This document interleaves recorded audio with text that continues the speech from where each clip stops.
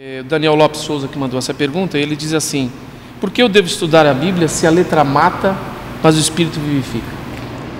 Eu creio que, salvo melhor interpretação e juízo, que o texto está se referindo aí à lei, são os mandamentos, ao pacto, ao antigo pacto. Eu acho que é isso, creio que é isso que ele está falando.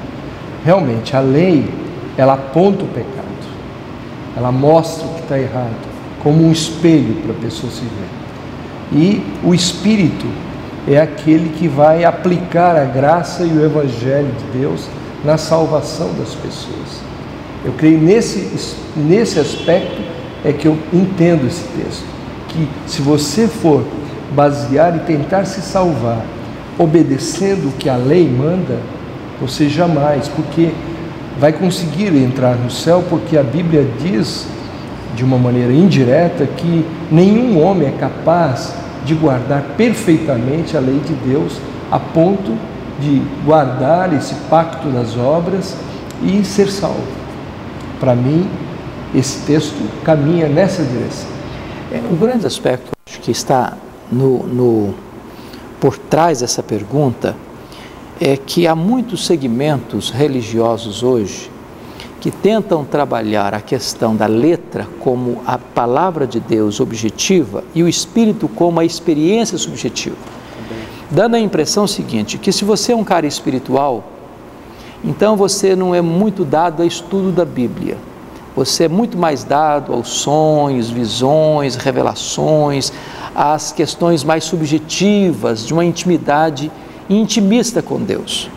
E certamente não é isso que Paulo está ensinando aí. A letra aqui, eles estão entendendo então como o estudo, a teologia, exatamente, a busca do conhecimento, e o Espírito é a experiência. É a experiência. Então, mas o que o texto fala é outra coisa. É outra coisa. Então, só para que eu acho que o que está tendo um entendimento errado. Na mentalidade religiosa brasileira hoje, as pessoas querem fazer essa tensão, e não é isso que Paulo está dizendo aí. De forma nenhuma Paulo está dizendo aí que a palavra de Deus mata, que então nós devemos deixar a palavra de Deus de lado e buscar mais a experiência subjetiva. O contexto é de fato esse, entre a questão da antiga aliança e da nova aliança, a atenção que Paulo está tratando. A antiga aliança, tudo depende do homem. Quando Moisés desceu com as tábuas da lei do Sinai, o povo disse para Moisés: tudo que o Senhor falou, nós faremos. E eu pergunto, fizeram? Não, não fizeram. O que faltou para eles? Honestidade, sinceridade? Não. Faltou-lhes poder. Faltou-lhes poder. Então o homem por si mesmo, ele jamais pode guardar a lei, porque o que a lei exige do homem? Perfeição absoluta. Nunca foi propósito de Deus que a lei fosse um instrumento de salvação. A lei, ela tem um propósito, e ela cumpriu o propósito. Qual é o propósito da lei? Convencer o homem de que ele é pecador. E agora é pegar este homem pela mão e levá-lo ao Redentor. A lei, diz Paulo em Gálatas, que é o pedagogo, é o aio que nos leva a Cristo. E o fim da lei é Cristo. Então, o que ele está trabalhando é exatamente isso. Se o homem confiar, como o pastor Milton disse, na lei, no pacto das obras, ou no seu próprio esforço, seu próprio merecimento para ser salvo, ele vai ser condenado mesmo, porque o homem jamais alcança esse padrão de Deus, que é a perfeição. A Bíblia diz: se você guardar toda a lei e tropeçar num único ponto, você é culpado da lei inteira. Então, pela lei ninguém se salva. Verdade. E quando Jesus ele reinterpreta os mandamentos, lá no início de Mateus, ele faz uma referência à lei. Lembra que foi dito aos antigos: não matarás.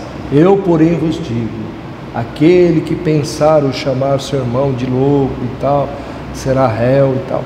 Então, note bem, o que Jesus mostra é que o que estava no coração de Deus, quando ele estabeleceu num primeiro momento aquela regra, mas que essa regra tem uma profundidade muito maior, que não basta obedecer à regra e à lei superficialmente.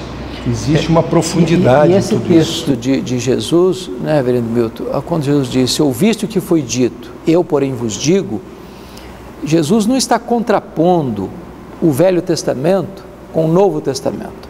Ele está contrapondo aí a interpretação dos escribas e a correta interpretação das Escrituras. O que ele está refutando aí não é o Velho Testamento, dizendo, não, ficou caduco, porque hoje está na moda as pessoas falarem por aí que o Velho Testamento caducou. Então, a minha Bíblia hoje devia ser só o Novo Testamento. E nós não cremos assim. Nós cremos que a Bíblia é composta do Antigo e do Novo Testamento. E que o Antigo e o Novo Testamento são a palavra de Deus. E a nossa única regra de fé e prática. Conforme dizia Agostinho, o Novo Testamento está latente no Velho Testamento e o Velho Testamento está patente no Novo Testamento. Então não há choque entre as duas coisas, não há choque. De tal forma que o que Jesus está contrapondo aí, ouviste que foi dito, não é que o Velho Testamento está contrário ao Novo, que agora o Velho Testamento caducou. O que Jesus está combatendo aí é a falsa interpretação dos escribas que distorciam o Velho Testamento, a palavra de Deus, e desta forma escravizavam as pessoas com um legalismo pesadíssimo, né?